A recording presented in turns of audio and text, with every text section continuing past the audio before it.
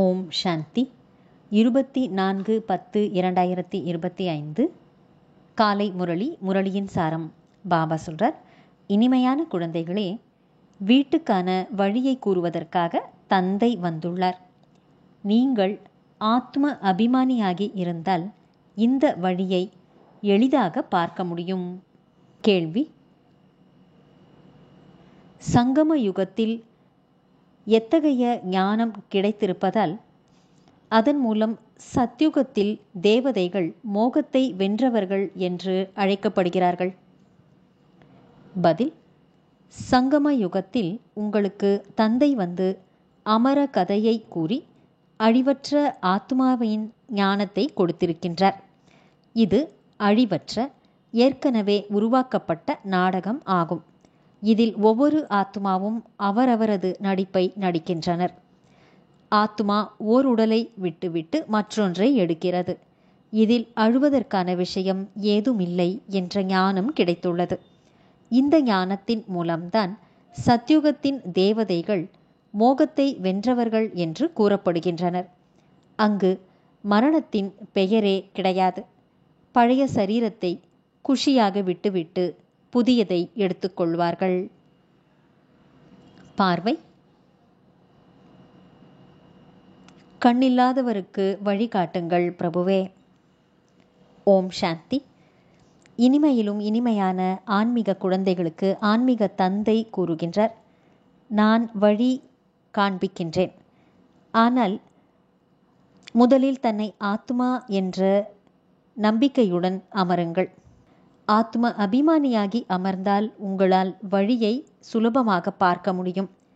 பக்தி மார்க்கத்தில் நீங்கள் அரைக்கல்பம் ஏமாற்றத்தை அடைந்தீர்கள். பக்தி மார்க்கத்தில் பல சடங்குகள் உள்ளன. எல்லையற்ற தந்தை ஒரே ஒருவர்தான் என்பதை இப்போது தந்தை புரிய வைத்துள்ளார். நான் உங்களுக்கு வழி கூறிக்கொண்டிருக்கின்றேன் என்று தந்தை கூறுகின்றார். எதற்கான வழியை கூறுகின்றார் என்று உலகத்தினருக்கு தெரியாது. முக்தி மற்றும் ஜீவன் முக்தி, கதி மற்றும் சத்கதிக்கான வழியை கூறுகின்றார். சாந்தி தாமம்தான் முக்தி என்று கூறப்படுகிறது. ஆத்மா சரீரமின்றி எதுவும் பேச முடியாது. கர்மேந்திரியங்களின் மூலம்தான் ஓசைகள் ஏற்படுகின்றன. வாயின் மூலம் சப்தங்கள் ஏற்படுகிறது. வாய் இல்லையெனில் பிறகு சப்தங்கள் எங்கிருந்து வரும்? காரியங்கள் செய்வதற்காகத்தான் ஆத்மாவுக்கு இந்த கர்மேந்திரியங்கள், அதாவது புலன்கள் கிடைத்துள்ளன. ராவண ராஜ்யத்தில் நீங்கள் பாவ காரியங்களை செய்கிறீர்கள். இந்த பாவ காரியங்கள் அழுக்கான காரியங்களாக ஆகிவிடுகின்றன. சத்யுகத்தில் ராவணனே இல்லை எனும்போது காரியங்கள் அகர்மமாக ஆகிவிடுகிறது. அங்கு 5 விகாரங்கள் இருக்கவே இருக்காது. அதுதான் சொர்க்கம் என்று கூறப்படுகிறது. பாரதவாசிகள் சொர்க்கவாசிகளாக இருந்தார்கள். இப்பொழுது நரகவாசிகள் என்று கூறப்படுகின்றனர். விஷக்கடலில் மூழ்கி ஏமாற்றமடைந்து கொண்டே இருக்கின்றனர். அனைவரும் ஒருவருக்கொருவர் துக்கம் கொடுத்து கொண்டே இருக்கின்றனர். எங்கு துக்கத்தின் பெயரே கிடையாதோ பாபா அங்கு அழைத்து செல்லுங்கள் என்று இப்போது நீங்கள் கூறுகிறீர்கள். எப்பொழுது பாரதம் சொர்க்கமாக இருந்ததோ அப்போது துக்கத்தின் பெயரே இல்லாமல் இருந்தது. சொர்க்கத்திலிருந்து நரகத்திற்கு வந்தீர்கள். இப்போது மீண்டும் சொர்க்கத்திற்கு செல்ல வேண்டும். இது ஒரு விளையாட்டாகும். தந்தை தான் அமர்ந்து குழந்தைகளுக்கு புரிய வைக்கின்றார். உண்மையிலும் உண்மையான சத் சங்கம் இதுதான். நீங்கள் இங்கு சத்தியமான தந்தையை நினைவு செய்கிறீர்கள். அவர்தான் உயர்ந்ததிலும் உயர்ந்த பகவான் ஆவார். அவர் படைப்பவர் ஆவார். அவர் மூலம் ஆஸ்தி கிடைக்கிறது.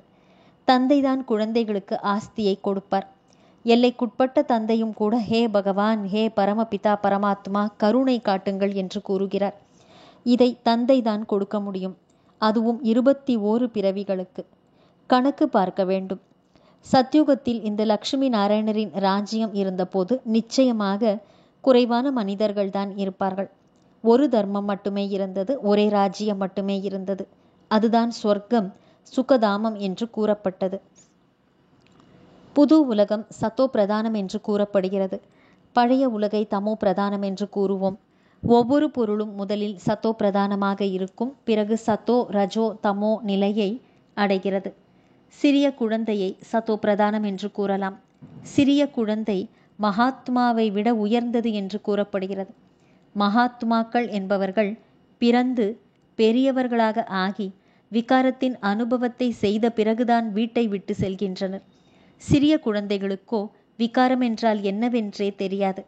முற்றிலும் கள்ளம் கபடமற்றவர்களாக இருக்கின்றனர். அதனால்தான் அவர்கள் மகாத்மாக்களை விடவும் உயர்ந்தவர்கள் என்று கூறப்படுகின்றனர். அனைத்து குணங்களும் நிறைந்தவர்கள் சர்வகுண சம்பன்னம் என்று தேவதைகளுக்கு மகிமை பாடுகின்றனர். இந்த மகிமையை ஒருபோதும் சாதுக்களுக்கு கூறுவதில்லை. இம்சை மற்றும் அஹிம்சைக்கான பொருள் என்னவென்று தந்தை வந்து புரிய வைத்துள்ளார். மற்றவர்களை துன்புறுத்துவது இம்சை என்று கூறப்படுகிறது. அனைத்தையும் விட மிகப்பெரிய இம்சை காம விகாரத்தில் ஈடுபடுவதாகும். தேவதைகள் மற்றவர்களுக்கு இம்சை தருபவர்கள் அல்ல. நல்லது. தாரணைக்கான முக்கியமான சாரம். 1. ஒரு தந்தையின் வழிப்படி நடந்து சதா திருப்தியாக இருந்து திருப்தியான தேவியாக, சந்தோஷி தேவியாக ஆக வேண்டும். இங்கு எந்த ஆசையும் இருக்கக்கூடாது. தந்தையிடமிருந்து அனைத்து பிராப்திகளையும் அடைந்து பல மடங்கு செல்வந்தர்களாக.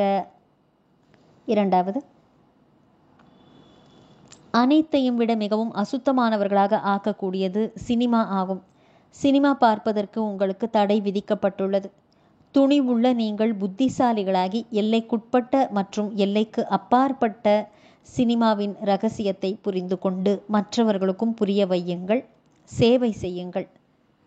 வரதானம். முயற்சி மற்றும் சேவையில் விதிபூர்வமாக விருத்தி அடையக்கூடிய தீவிர முயற்சியாளர் ஆகுக. விளக்கம். பிராமணர் என்றாலே விதிபூர்வமான வாழ்க்கை வாழ்பவர். எந்த ஒரு காரியத்தில் வெற்றி கிடைக்க வேண்டும் என்றாலும் அதை விதிப்படி செய்ய வேண்டும். எந்த ஒரு விஷயத்திலும் அது சுய முயற்சியாக இருக்கலாம் அல்லது சேவையில் விருத்தி ஏற்படவில்லை எனில் அவசியம் ஏதாவது ஒரு விதியில் குறை இருக்கிறது என்று பொருள். ஆகையால் சோதனை செய்யுங்கள்.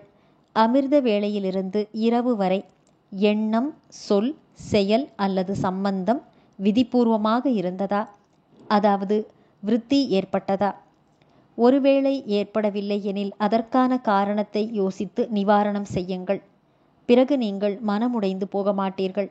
விதிபூர்வமான வாழ்க்கை இருக்கிறதெனில் அவசியம் விருத்தியும் ஏற்படும் மற்றும் நீங்கள் தீவிர முயற்சியாளர் ஆகிவிடுவீர்கள். ஸ்லோகன். தூய்மை மற்றும் சத்தியத்தில் நிறைந்தவர்களாக ஆவதுதான் உண்மையான பவித்ரதா ஆகும். நல்லது. இனிமையிலும் இனிமையான வெகு காலம் கழித்து காணாமல் போய் மீண்டும் தேடி கண்டெடுக்கப்பட்டுள்ள செல்லமான குழந்தைகளுக்கு தாயும் தந்தையுமான பாப்தாதாவின் அன்பான நினைவுகள் மற்றும் காலை வணக்கம். ஆன்மீக குழந்தைகளுக்கு ஆன்மீக தந்தையின் நமஸ்காரம். ஆன்மீக தந்தைக்கு ஆன்மீக குழந்தைகளின் நமஸ்காரம். அவ்யக்த சமிக்கை. தனக்காகவும் மற்றும் அனைவருக்காகவும் மனதின் மூலம் யோகத்தின் சக்திகளை பயன்படுத்துங்கள்.